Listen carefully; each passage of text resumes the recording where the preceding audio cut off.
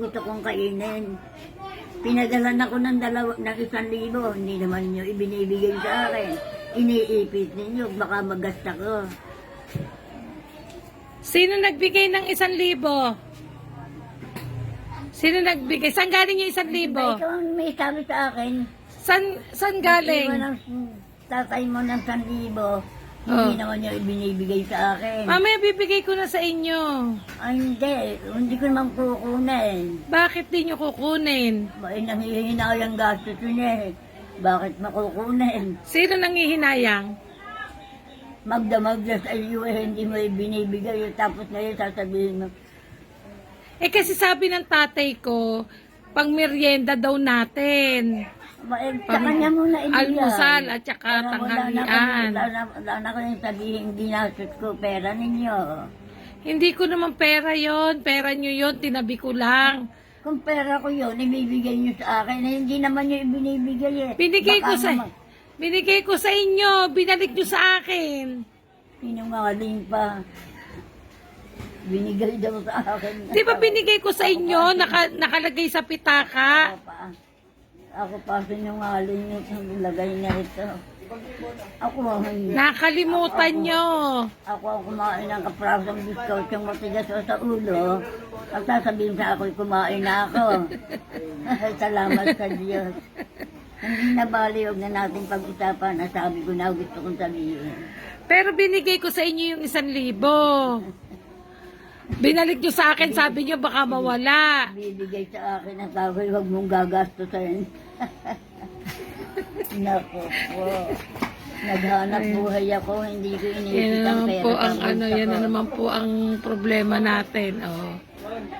Yan na naman po. Diba Lola Norms, binigay ko sa kanya yung pera, 1,000? Oo. Binigay ko sa inyo eh. Ayan ang testigo guys. Diba yung 1,000 bigay ni Tatay Andoy? Binigay ko sa kanya.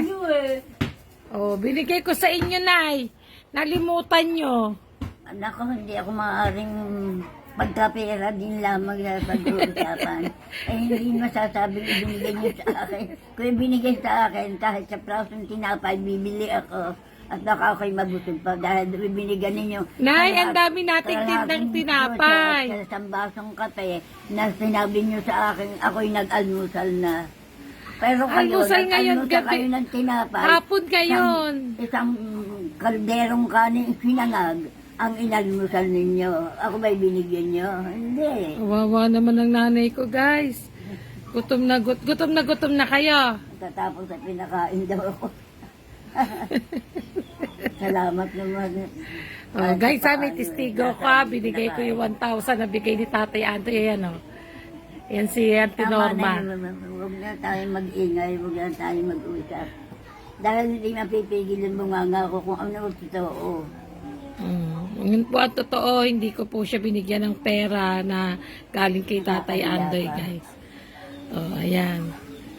Yung mga followers natin dyan, sana po naiintindihan nyo, ha. Inano ko lang to. Baka nga isipan pa ni Andy na inubos ko pera niya. Ay, nako. Hindi balahibo ng pera niya, hindi ko nakita. Ayan po, guys. Sige na po, guys. Huwag po kayo magagalit sa akin. Binigay ko po yung 1,000 eme. Pero kunyari galing sa tatay ko. Kay Tatay Andoy. Sige na po, guys. Bye. God bless.